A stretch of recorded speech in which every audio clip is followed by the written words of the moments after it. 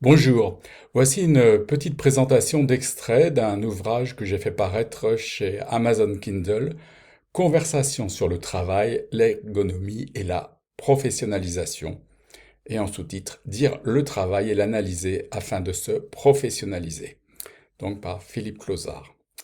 En introduction, plus personne ne veut perdre sa vie à la gagner. Tout le monde veut aimer son travail, apprécier son emploi professionnel est aujourd'hui considéré comme un facteur majeur de la réalisation de soi. Cela permet l'engagement dans l'entreprise qui est facteur d'efficacité. Travailler, c'est gagner sa vie et par là même exister socialement. C'est une reconnaissance sociale. La cerise sur le gâteau du travail est de faire des choses intéressantes, de réaliser un travail qui a du sens, agréable et utile, et aussi correctement rémunéré. Certains trouvent leur bonheur dans des métiers inattendus, pour d'autres, le travail devient infernal lorsqu'il devient impossible de bien effectuer son travail, lorsqu'il faut le faire sous pression, dans l'urgence, ou encore lorsqu'il faut faire autre chose que le travail prescrit, parce que c'est comme ça, selon les supérieurs hiérarchiques qui décident pour soi. Apparaissent alors des frustrations, des souffrances, des ressentiments et du désengagement du travail. Suite à cette longue présentation, introduction, quelques questions, réponses, format conversationnel donc de cet ouvrage. D'où vient le mot travail?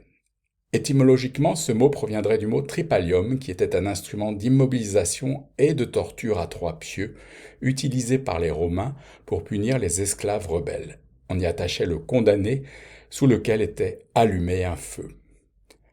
C'est violent, dites-moi, cette idée de torture. Le travail ne serait-il que souffrance? Oui, en effet, le mot travail est un terme très chargé. Cela prouverait-il que le travail n'est que souffrance? Le mot évoque aussi un dispositif utilisé pour immobiliser les animaux, pour ferrer ou soigner les chevaux ou les bœufs. Le principe de contrainte est présent, mais loin de l'idée de torture. Et le verbe travailler, quelle est son origine? Le verbe travailler provient directement du latin populaire tripaliare, qui veut dire également torturer, un dérivé de tripalium. La torture est donc originellement attachée au travail, dites donc. Ça pourrait en dire beaucoup, ça pourrait en dire long. Le travail torture-t-il ainsi les gens? Est-il une torture en soi? Oui, effectivement, c'est tout à fait questionnant. À une époque où il est difficile de trouver sa voie professionnelle ou simplement un travail, ou bien à une époque d'obligation de travailler plus longtemps avant de bénéficier d'une retraite, il y a de quoi réfléchir et discuter le travail, sachant qu'étymologiquement, le travail renvoie à la souffrance, à la douleur. Le problème n'est-il pas avant tout que le fait de travailler n'est pas un choix? En effet, l'existence humaine, comme la vie animale, est un labeur. D'abord, il faut se nourrir. Le travailleur est semblable à n'importe quel être agissant devant se procurer de quoi survivre. Le temps consacré au travail n'est pas un temps dont la femme ou l'homme dispose librement. C'est un temps, s'il le pouvait, qui serait consacré à d'autres activités. Ce n'est pas un choix, mais une obligation. En cela, le travail est en soi une aliénation humaine, nous expliquent les philosophes. En même temps, le travail qui fait le bonheur du travailleur permet de se réaliser. Oui, c'est effectivement paradoxal, et c'est toute la problématique que porte par essence le travail. Il est forcément source de malentendus comme d'injonctions, de hasard, de découvertes. La faculté de travail fait appel à des qualités proprement humaines, la réflexion, le langage, l'imagination, l'anticipation, la régulation, le calcul, et d'autres aptitudes cognitives sont sollicitées. Il se reflète dans la réalisation d'un ouvrage et capacités qu'active le travailleur. Travail de l'architecte. Construisant un bâtiment implique une gymnastique cognitive de haut niveau et des calculs, des projections, des représentations, des évaluations de ce qu'il veut construire avant de le construire effectivement, et bien d'autres opérations intellectuelles.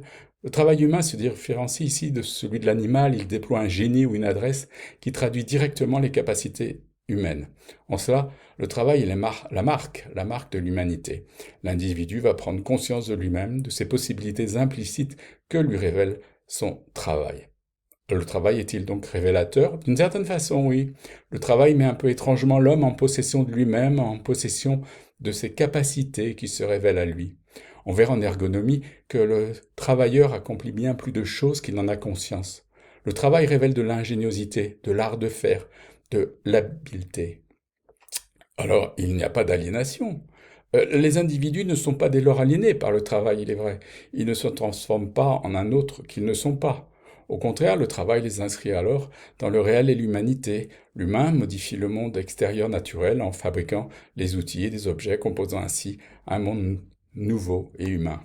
Travailler donc rend donc humain. Le travail n'est pas sans signification, n'est-ce pas? À ce niveau de lecture, le travail possède effectivement un sens civilisationnel. L'être humain accomplit son humanité en inscrivant dans la réalité de son existence des outils, des objets, des valeurs qui font sens, qui octroient une signification bien réelle au travail et au fait de travailler. Néanmoins, cela dépend des métiers et des statuts, dites-moi. Tout à fait. Tous les métiers et statuts ne se valent pas, les choses diffèrent si l'on travaille en libéral ou comme salarié, si les tâches de travail sont plutôt manuelles ou intellectuelles, si les salariés sont libres d'autonomie ou surveillés, si le travail est découpé ou collaboratif, si les employés doivent s'entraider, communiquer, collaborer pour le réaliser. Tout dépend ainsi du genre de travail intellectuel ou manuel ou du statut social, manager, encadrant ou employé, et aussi beaucoup du contexte. Le travail rémunérateur est-il la seule forme de travail? Non, absolument pas. On peut s'investir dans du travail intellectuel en apprenant ou en s'entraînant, en perfectionnant une technique. Les tâches domestiques comme le ménage ou le bricolage, la mécanique, sont rarement rémunératrices au sein des familles. Pourtant, il s'agit de travail. Alors comment ne pas être restrictif pour définir le travail? La définition philosophique du travail est la transformation de la nature afin de satisfaire les besoins humains en créant des objets. Le travail s'oppose ainsi à l'inaction, au jeu. C'est peut-être une piste, ainsi, pour mieux le définir. Le travail ne revient-il pas de loin? Au fil du temps, le travail n'a-t-il pas été progressivement de moins en moins contraignant? À l'époque antique, l'esclave était la propriété de son maître pour lequel il travaillait. Au Moyen Âge, les travailleurs appartenaient aux seigneurs des terres sur lesquelles ils travaillaient. On était passé de l'esclavage au servage. Le serf n'était pas assimilé à une chose, comme l'esclave.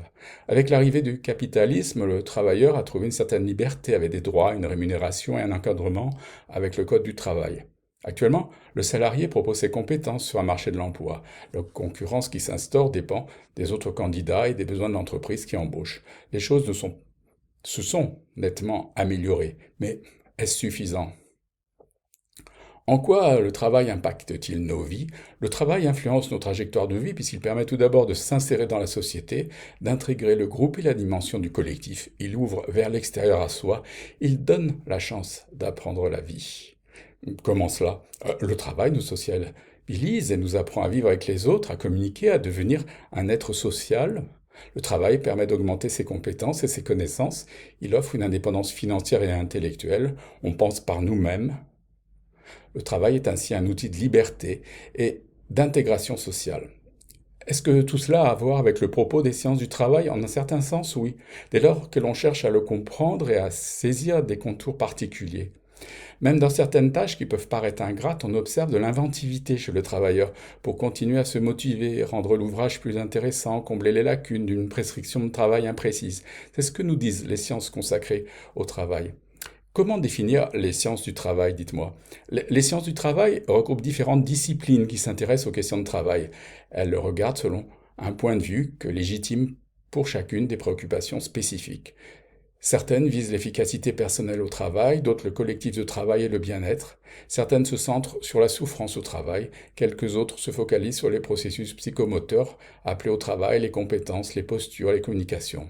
Des observations sont menées sur les enjeux affectifs, relationnels, productifs, instrumentaux.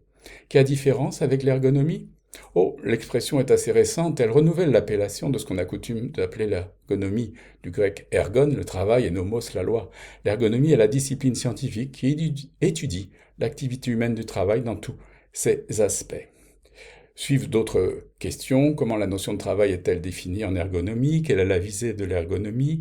Qu'est-ce que ça améliore? À quoi se réfère principalement l'ergonomie? Faut-il dire professionnel ou opérateur? Quels sont les différents courants en ergonomie, ergonomie de langue française ou ergonomie anglo-saxonne? Qu'est-ce que vise l'intervention ergonomique? Qu'est-ce que la démarche ergonomique veut démontrer?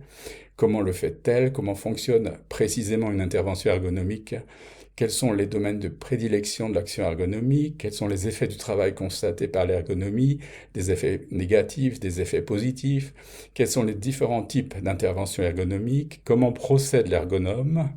Quels sont les outils pour cerner le travail? Quelle est la différence entre tâche et activité, avec des exemples à la clé? Quelle est la différence entre le travail prescrit et le travail réel? Y a-t-il un écart? Qu'est-ce que dit cet écart? Pourquoi cet écart?